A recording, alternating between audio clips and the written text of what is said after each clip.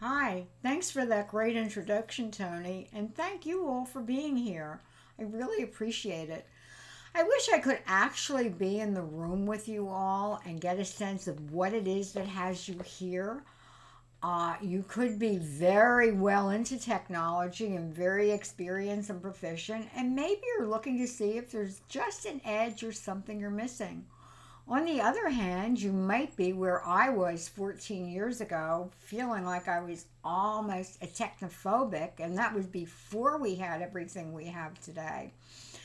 My sons used to say, Mom, you really ought to be on the computer or you got to get onto email. And finally, I broke down and I got an Apple computer, the old, almost original Apple, because it was supposed to be easy and nothing to worry about.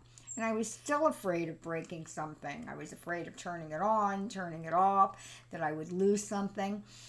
I finally settled into it, and by the time I did, my sons were no longer even using email. Phones had gotten less expensive and long distance calling, and that was our best form of communication. But I gradually really started getting into my computer. Uh, I don't even remember how or what I expanded. And then I started getting more into the technology.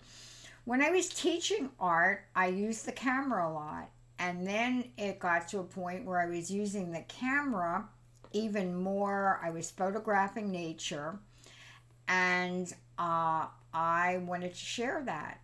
And speaking of nature, what I didn't say is, and I wanted to start out with, is you may even be wondering why I've called this Technology as Access to Source. And actually, for me, I'm most connected with Source. I think we're most connected with Source when we're connected with ourselves and connected with others.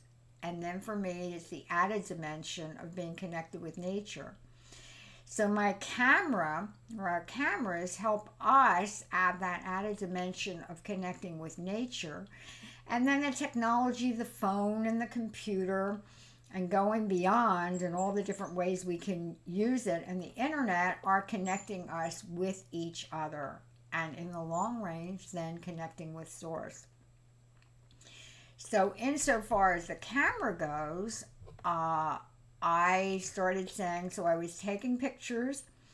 Then I got a scanner and a color printer later than some people and started playing with that and developed my photo drawings, which I actually scanned in a photograph, enlarged it on the computer, hand drew on it, and you'll see behind me a couple of examples of my photo drawings from years back. Now, I have all this art. What do you do with it? And I decided, okay, I wanted to share it, and I developed my first website, naturesplayground.com.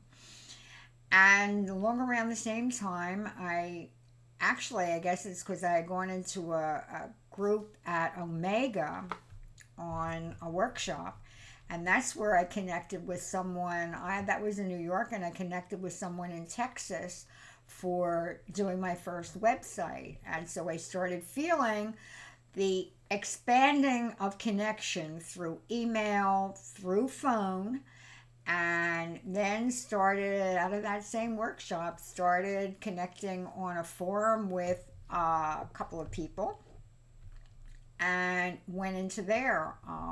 Julie Jordan Scott was somebody who happened to be in that anti-career forum, and in communicating with her was using the email, learn more, she learned more, and then there were teleclasses that developed. And now, out of that, still 10, 12 years ago, some of my best and closest friends have come out of interacting in teleclasses and then webinars through emails and teleclasses I've done. And it's this whole world connection. It's one of the things I really love about the world today and what we can be doing with technology. So I furthered then my camera, became a real lifeline for me. My late beloved husband Sam had Parkinson's disease. And I used to get quite angry at what was happening. And I found if I took my camera out into nature, I was able to switch focus. And in the switching the focus off of myself and onto nature and what I was seeing in the camera made a difference. Took it one step further with the technology, and I started using photo slideshows on my Macintosh with my iPhoto, and you can do it with your Windows media players on the PC. And I found I got really relaxed. And so I ended up partnering with Jeannie Fitzsimmons on healing music, and created with iDVD, a software program on the Macintosh, a DVD. And I was burning that on my own computer, and then ultimately got a PC, so I was able to use the services of a company called Kanaki. Now, Kanaki does DVDs and CDs on demand. You may know about this, you may not. You may be an individual that, not even in business, who would like to just do some bulk production of a particular favorite series of photos on a CD, or a variety of things. So that's another availability of technology. The technology allowed me to then, I had so many photos that I wanted to share them. People were experiencing something from my photos and my writing. So I was able to do an e-zine and broaden my scope there. With it all, people started coming and asking me different things about technology. And a coach of mine said, "You're so good at that. Why don't you create technology for seniors, people at your age?" So in fact, I took him up on it, and I now have the site technologyforseniors.com, and Tony's giving you a link. You'll see it's growing. There are different buttons of what you can find, and you don't have to be a senior, and this can be for neophytes. And people like me and others are still learning all the time, because I love the discovery. I'll share one of them in a minute. But on this page, you'll see an opt-in for having fun with your computer and quick tech tips for seniors, something that will be coming out in January. I'd love for you to fill that in, sign your name and email. You'll get that when it's finished, free, and occasional tech tips in the email. There's also a spot there to ask a question. So if in fact you have any kinds of questions, please ask, may answer, and include your name in this quick tech tips if you'd like. I would contact you before using any kind of names. And there is contact information on the site, so please get in touch with me if there's things that you would like to know. And Tony has that link for you also. I started saying the fun of discovering. Facebook, I'm sure you've heard, you may well all be participating in it. One of the things that has always frustrated me is sometimes you go on the web and the print is very tiny, and I had discovered that control plus and minus can control how you see it. So I posted an article on the blog on this, and then I learned when I shared, I never even knew that you can actually scroll with a mouse or with the wireless mouse on the Macintosh. Holding down the control tree and just scrolling will enlarge the screen. I'm playing right now as I'm doing it without thinking. I love to play, and that's one of the things when we get past the fear, if we have it, of the computer, you can have fun with playing with your computer. So further in talking about the connections that I mentioned, best friends, and there's phone.